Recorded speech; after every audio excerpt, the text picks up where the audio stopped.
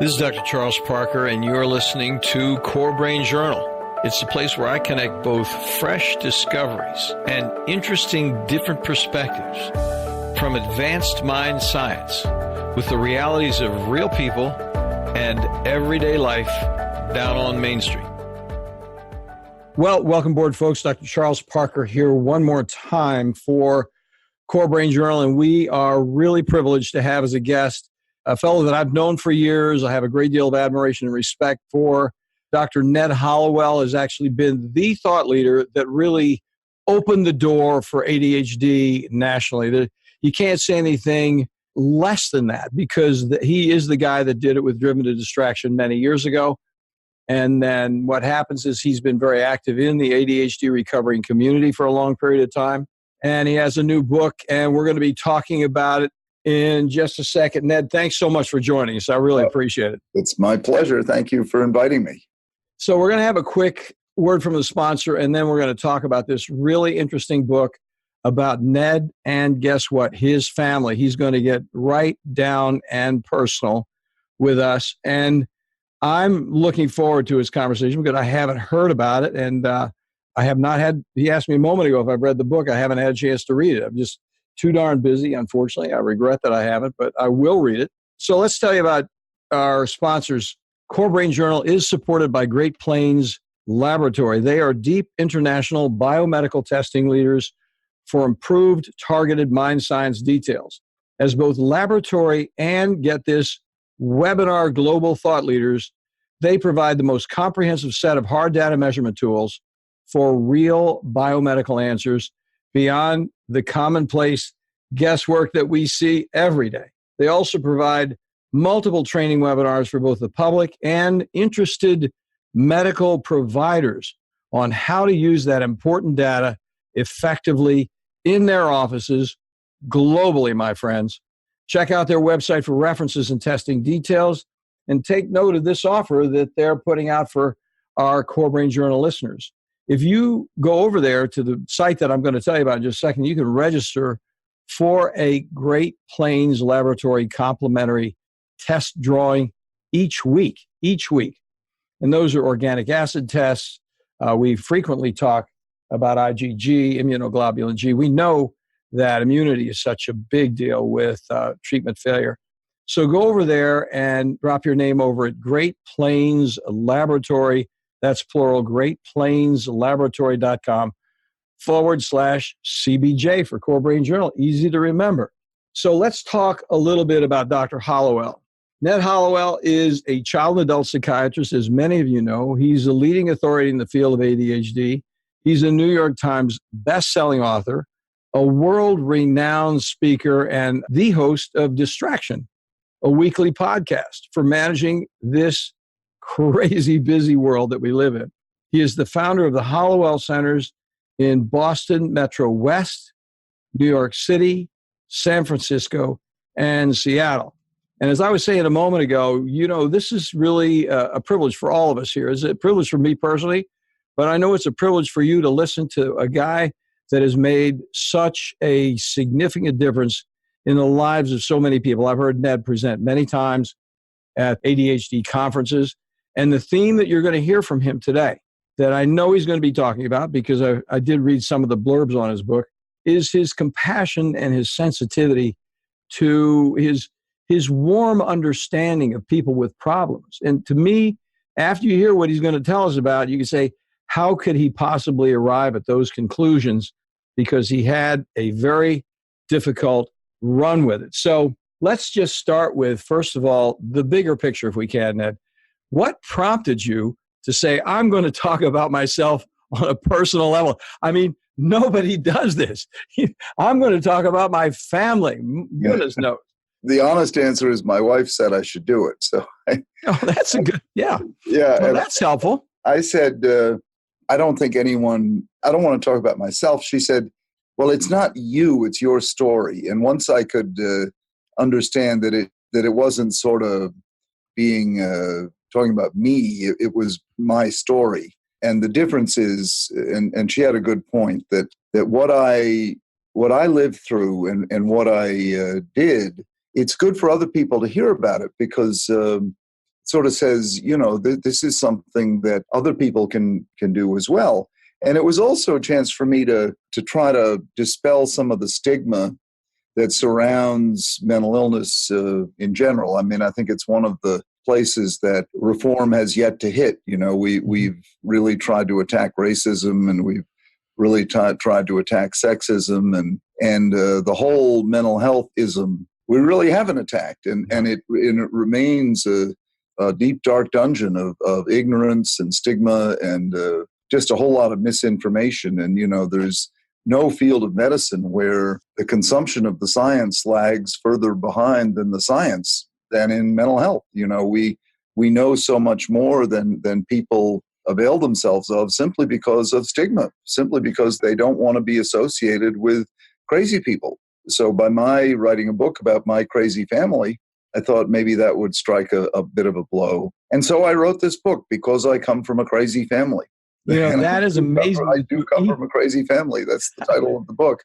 And I thought that would be a way of, and it's not a woeful story at all. It's a lot of very funny stories. It's not a woe is me or anything like that. I'm very proud of my crazy family. They were a lot of brilliant, eccentric characters, and some of them were downright crazy and hospitalized for it. Others should have been, but weren't. Mm-hmm. I had some tough times, but I don't look back with anything but affection. And it is true, my dad was hospitalized for bipolar disorder, and as a result, my mom divorced him, and then she remarried a guy who turned out to be an abusive alcoholic.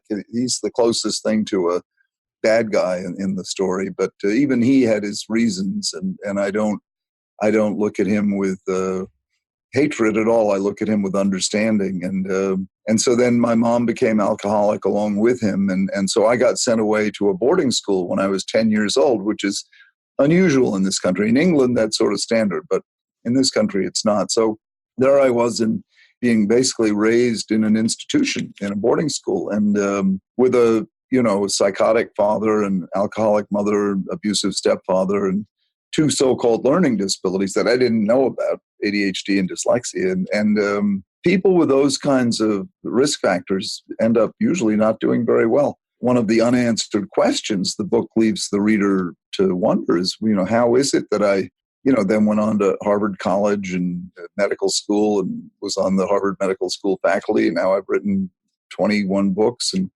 have 3 wonderful children and 30 years of marriage and 68 years old.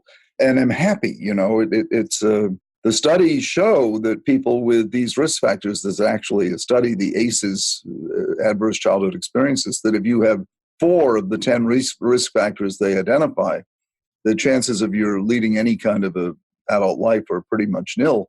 Well, I have 8 of those risk factors. So I've way beat the odds. And how does that happen? And part of the point of the memoir is, let's wonder together how this happens. And then the second half of the book is stories from my early training before I learned about ADD.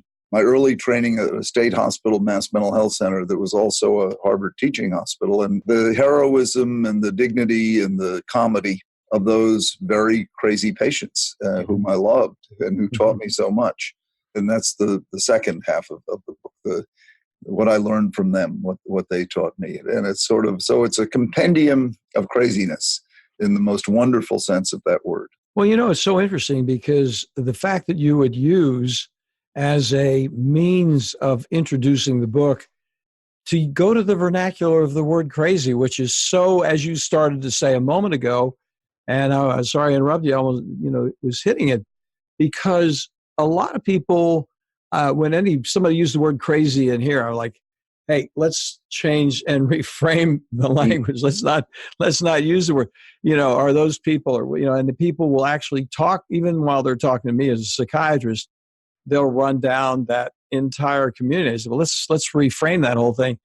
So I think it was very brave and courageous for you to say crazy when you're absolutely trying to say, I'm an authority, I'm a psychiatrist, and I want to talk about this. I think using the vernacular is a very connective opportunity for people to really get into it because it has such a paradoxical ring to it.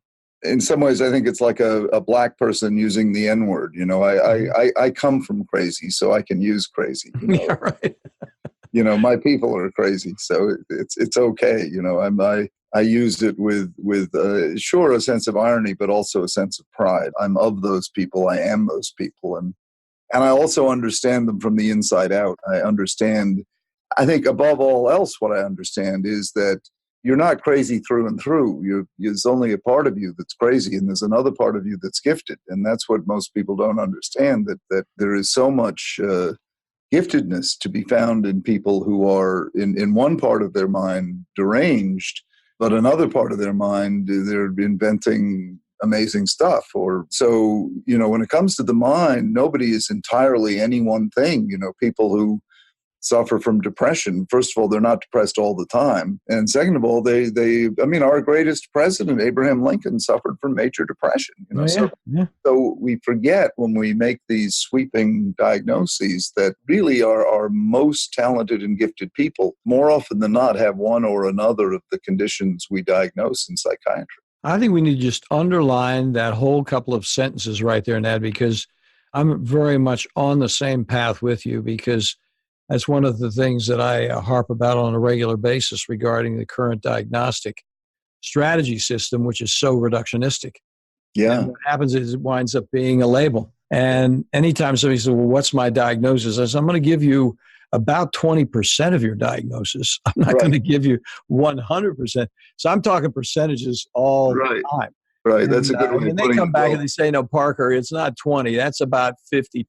I'm like, well, but you have these coping strategies. We go back and forth. But I think to have professionals disabuse the person of that right in the sense, I think it's so profound that you say that, and any of the listeners who are patients themselves, but I think even the professionals, we need to form the habit of just doing that regularly, because then it connects us with each other as human beings, and we're not being so, reductionistic. I hate to say the word again, but we're not making it so simplistic. It is a complexity of issues that we're dealing with. I think most of the conditions we diagnosed are markers of talent. When I hear that someone has bipolar disorder or major depression or an anxiety disorder or ADHD or dyslexia, I immediately think, boy, I'll bet they're talented. I also say they've got something to wrestle with. I'm not one of these romantics who say, oh, that's a wonderful thing to have. It's an awful thing to have. Anyone who's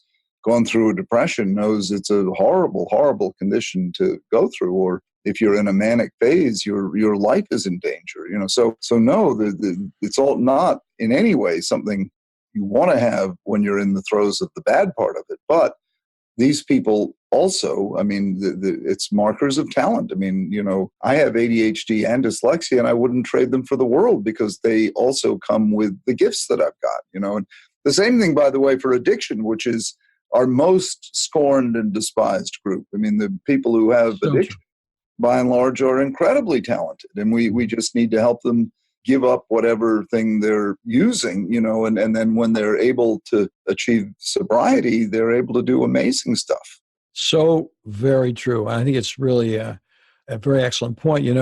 Listeners, I did read a little more about Ned before we got started, and I thought an interesting thing that all of you would be interested in, on a more specific point, is that Dr. Hallowell thought of becoming a psychiatrist, get this, folks, at 11 years old. Now, I'm a little older than you, Ned, I have to confess. So, I'm an old man compared to you, nothing personal. And I know when I was a kid, nobody even knew what a psychiatrist was. I had the handicap of being from Missouri, so that was even worse. But the bottom line there is, how could anybody even think about knowing what a psychiatrist was? I didn't think about it until much later, after I read Freud. I got interested in Freud in my senior year.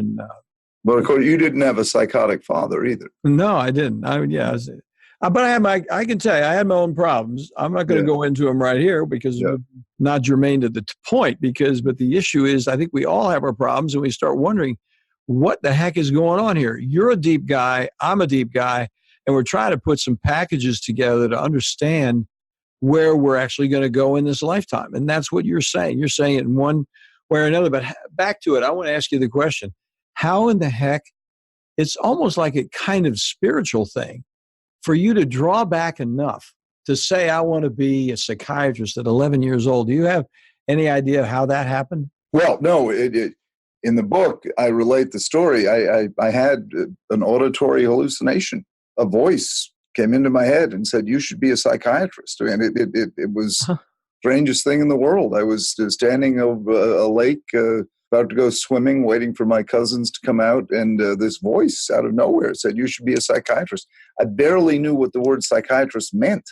And I sort of heard it, and I did what I guess most kids would do. I sort of said, oh, and I went swimming. I didn't make anything more of it. I mean, I more or less forgot about it, but obviously I didn't entirely forget about it because here I am today, you know. Well, you went to private school at 10 years old. Yeah. So were you in private school when that happened, or were you home from private school? It was during the summer, so it was during summer break. I got you. That's wild. So which school did you go to, if you don't mind my asking? Well, for the 5th to the 8th grade, I went to a school called Fessenden, which is a junior boarding school outside of Boston. And then I went to a prep school called Exeter, which is a prep school up in New Hampshire, and then Harvard. Fantastic. I didn't know you went to Exeter. Yeah. My daughter went to Exeter. Did she really? Yeah. Wow. Did she like it? I went to Culver Military Academy. That's a whole nother story. Oh, yeah. Did she like Exeter? She loved it. Yeah, it was a great experience. It's a wonderful school. You know, one of her buddies from Exeter is now the lead singer in Old Crow Medicine Show. I mean, Exeter turned some really interesting talent out. It was a lot of fun because we got to know. What year did she graduate? That's a good question. She is just at 40 years old. So you can do the math on it. But so she might have had some of the same teachers I did then. So I was 68. So she was probably in the early 80s. Yeah. In that range, yeah. I wonder if she had Fred Tremolo. Does that name ring a bell? I don't know. I know that she rode crew. Yeah. She went down to the boathouse on a regular basis. They won nationals. Yeah. They were always strong. Charlie Swift was the legendary crew coach. Yeah, and she had a very good experience there. Went on to row at University of Virginia. But it was a very good tour for her. We really appreciated it. She was trying to decide between Exeter and Choate. Oh, I'm glad you chose Exeter. Much better choice. That school changed my life forever. It's just a remarkable place in terms of setting your mind on fire. It just really... Yeah. Well, the way they teach, the whole idea is sitting down and actually having a conversation and teaching. At a round table, exactly. Yeah, that was You learn by the Socratic method, not by memorizing. So then back to it. Let me ask you this question. So when you were coming along and you were having these different issues, you must have felt, I'm just projecting a little bit. Did you then feel better about actually leaving the home and the way the home was going?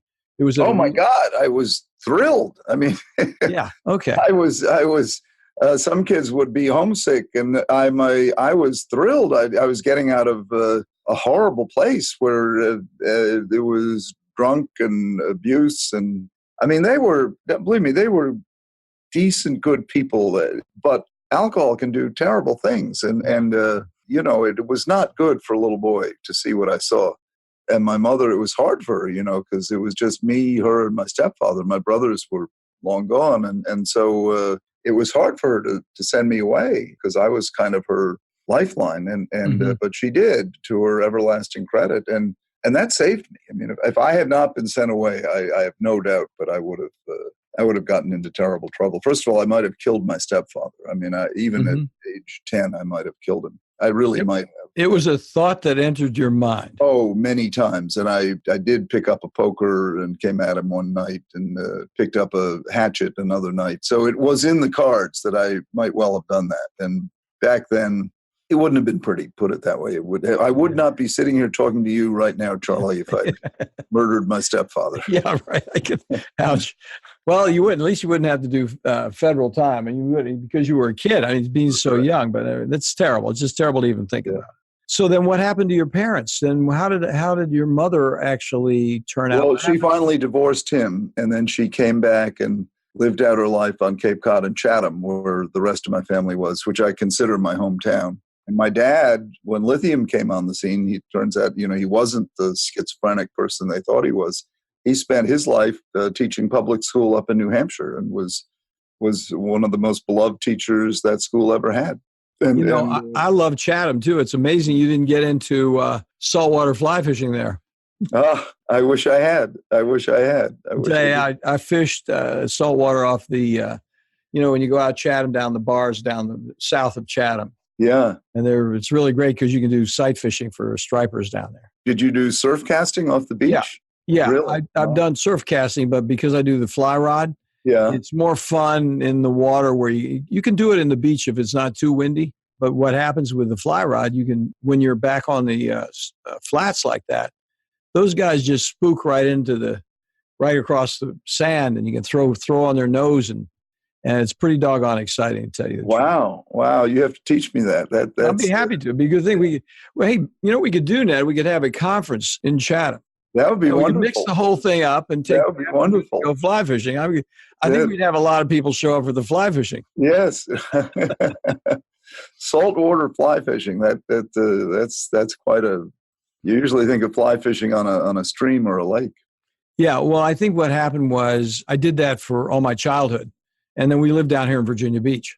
Yeah. So, and there's no freshwater streams anywhere near here, so you're either going to saltwater fresh. Oh, really? Wow. Yeah, so that's how it happened. So back to you. So then, how did it happen that you got from Exeter to Harvard? What was that Exeter experience like that groomed you up to get you squared away for Harvard? How did all that happen? Well, that was a natural pipeline. I mean, Exeter sent a lot of kids to Harvard, and I was a good student. I mean, this is the myth about ADD and dyslexia that you can't do well. I did very well. And, I was very focused on writing. I wrote a novel my 12th grade year. The last thing in my mind was medical school. I had no idea of becoming a doctor. I didn't hardly take any science courses at all. And so I got in early decision and was an English major. And then it sort of hit me, gee, I don't know that I can make a living being a writer. Yeah. And my practical side and my relatives were, thank God, were also practical. I said, you really want to try to make a living writing? That's pretty tough. And you are talented, but you're not independently wealthy. In fact, you have no money behind you. What are you going to do? So I said, well, how about if I hustle and take pre-med courses and see if I can't get into medical school, because then I'll always have a job. And they said, well, that's a good idea. So that's what I did. Fantastic. Now, I'm going to ask you another question when we come back. I'm looking at the time, I'm enjoying this conversation so much, the time is slipping away. But what I want to do is really take the next step into the transition of medical school to psychiatry, which I think is a big transition. And I would love it if you would share with us when we get back how that transition occurred, because, there's medicine, but then this whole other thing is going on. I mean, it's a natural place for a writer to go, but I'm looking forward to hearing your response to that question. So, folks, we'll be back in just a moment. Today, the world of mind science, psychiatry, and mental health is rapidly changing with innovative, comprehensive testing that takes both patients and practitioners into a new world of measured details with useful, understandable, and remarkably actionable plans. The key phrase here is cost-effective. Testing also introduces a key parallel word, predictability. Psychiatric treatment failure, especially after multiple medications and or brief hospitalizations, arises directly from the complexity of measurable brain-body imbalances and impediments that explicitly interfere with medical outcomes and create costly difficulties with inadequately informed supplement and medication trials over time. Great Plains provides a leadership team of biomedical experts with advanced laboratory insights, approved nationally both by the FDA and CLIA laboratory certifications, and is available internationally for both public and medical professions. Great Plains Laboratory is the primary laboratory we've used at CoreSite for years, with excellent customer service for both patients and medical colleagues. They are on the spot. They get it every time. In addition, they provide exemplary training modules, which are webinars and conferences, in an effort to broaden practice perspectives wherever you live. Do follow up on one of these complimentary test offers today at http://greatplainslaboratory.com/CBJ. Yeah, that's CoreBrain Journal CBJ. Well, welcome back, folks. Here we are talking to Dr. Ned Hallowell, author of Driven to Distraction, with his new book, Because I Came from a Crazy Family. He's telling us in great detail, the unexpected detail, about his childhood and the decisions he made and how he managed to pull it together. And the question I was asking, and look forward to hearing the answer just before we took a break here, was the transition. One would think it on the front hand, hey, he's a writer, it'd be natural to get into psychiatry. But I wonder if there were any other influences. What was the transition point that made you say, hey, this is something I really want to do the rest of my life? Well, medical school encourages people to go into fields other than psychiatry.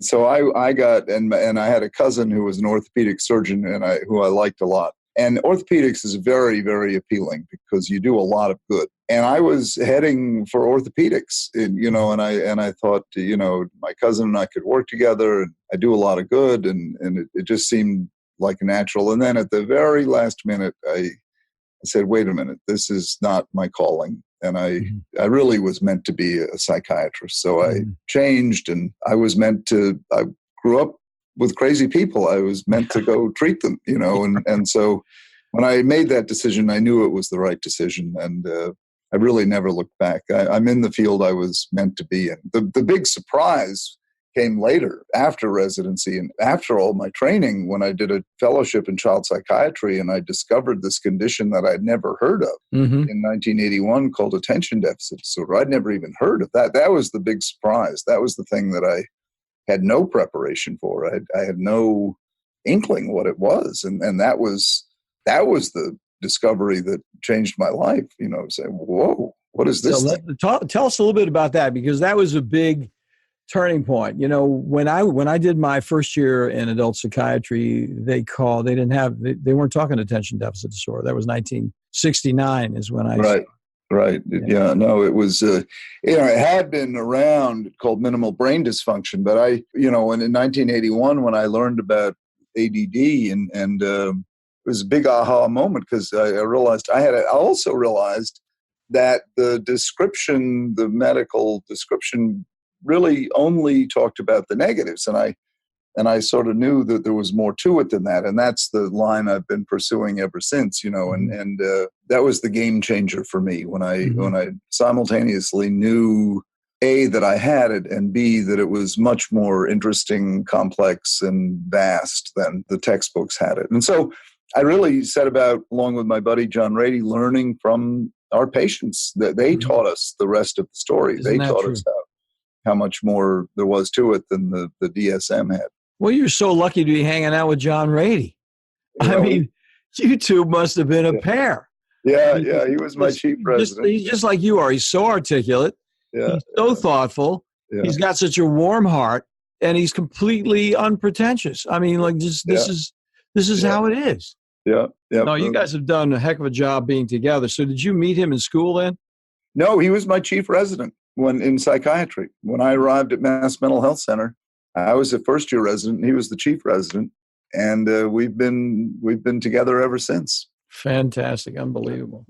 Yeah. So then, what would you say would be the important things as we start thinking about where we're going to go? And the reason to have this conversation, there are multiple reasons. I mean, there's the personal reason for you to be talking about your history in the book and so on and so forth, but obviously there's a much larger reason, or you wouldn't be here and I wouldn't be here.